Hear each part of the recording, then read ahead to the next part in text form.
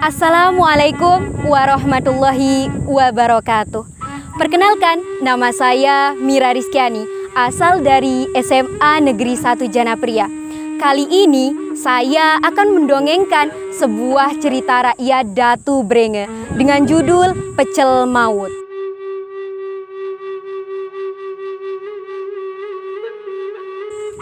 Alkisah di suatu masa terdapat kakak beradik. Kakak ialah Datu Brenge, sedangkan sang adik Raden Suryajaya. Keduanya berniat mencari kesaktian. Dalam proses pencarian kesaktian, mereka melalui proses bertapa. Dalam proses bertapa tersebut, Datu Brenge dengan sang adik mendapatkan kesaktian yang telah diharapkannya.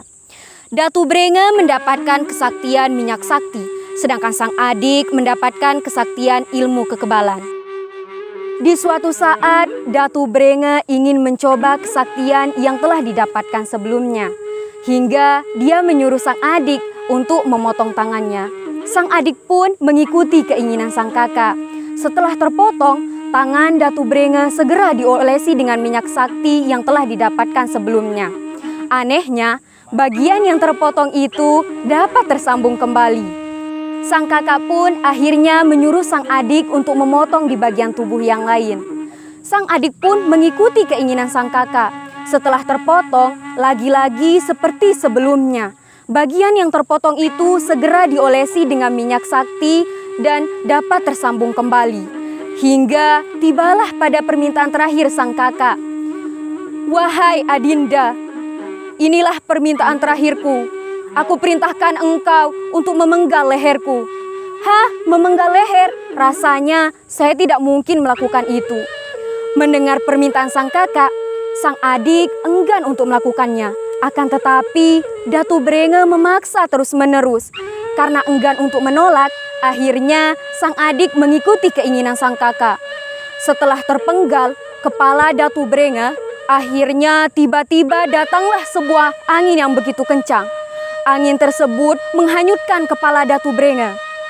Melihat peristiwa itu, sang adik merasa takut melihat kepala kakaknya yang terbawa angin. Akhirnya dia berusaha mencari kepala kakaknya, akan tetapi ia tidak menemukannya. Pada saat itu, lewatlah seekor babi. Tanpa berpikir panjang, akhirnya sang adik memenggal kepala babi itu dan dilepaskan di kepala sang kakak, kemudian segera diolesi minyak sakti. Hingga tersambunglah kepala Datu Brenge dengan kepala babi. Sejak kejadian itu, sang adik merasa was-was karena takut kalau sang kakak mengetahui kejadian yang sebenarnya, bahwa kepalanya bukan kepala manusia, melainkan kepala babi. Tibalah Datu Brenge di wilayah Lekor. Karena kesaktiannya, Datu Brenge menjadi raja di wilayah tersebut.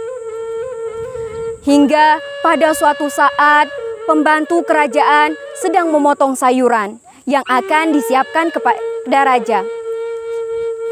Hingga suatu saat, pembantu kerajaan memotong sayuran yang akan disiapkan kepada raja.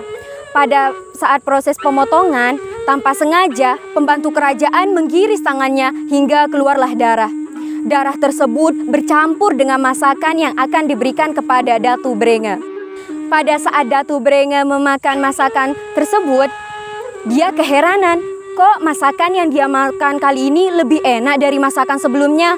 Lantas Datu Brenge menanyakan kepada pembantu kerajaan, "Bumbu apakah yang engkau gunakan sehingga masakanmu kali ini begitu lezat dibandingkan masakan yang sebelumnya?" Lantas pembantu kerajaan terpaksa jujur mengenai kronologi sebelumnya. "Wahai Paduka Raja, sebenarnya ketika hamba memasak masakan ini, tanpa sengaja hamba menggiris tangan hamba hingga keluarlah darah yang bercampur dengan masakan yang hamba masak. Begitulah kebenarannya, Paduka," tutur si pembantu kerajaan. Sejak saat itulah Datu Brenge sangat menyukai darah. Sejak kejadian itu, Datu Brenge sempat bermimpi. Dalam mimpinya, ia bertemu seorang laki-laki yang memberitahukannya kelak pada suatu masa akan datang seorang laki-laki yang menghancurkan tahtanya. Sejak mimpi itu, Datu Brenge menyuruh prajuritnya untuk menculik wanita-wanita hamil.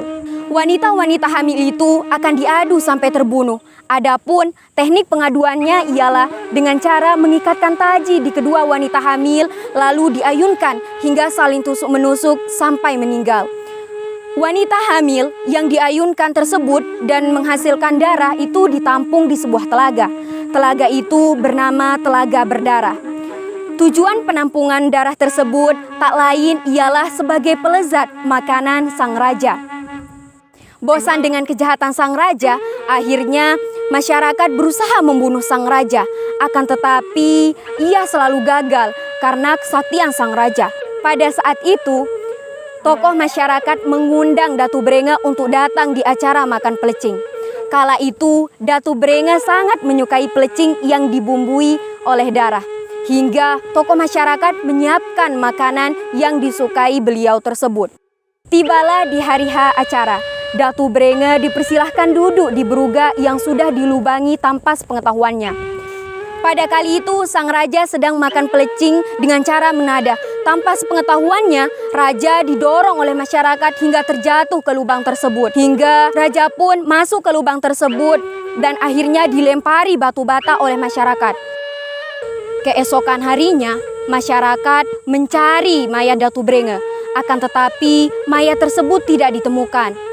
Itulah akhir dari cerita raja yang kejam, yaitu Datu Brenge. Teman-teman, kali ini saya sedang berada di Telaga Berdarah, tepatnya di Desa Lekor, Kecamatan Janapria, Kabupaten Lombok Tengah. Semoga dari cerita ini kita dapat mengambil pelajaran bahwa seorang pemimpin harus memiliki sikap yang baik, arif, serta bijaksana demi kebaikan rakyatnya, serta tidak semena-mena mengambil kebijakan yang melanggar hak masyarakatnya. Cuma ini yang dapat saya sampaikan. Sekian, wassalamualaikum warahmatullahi wabarakatuh.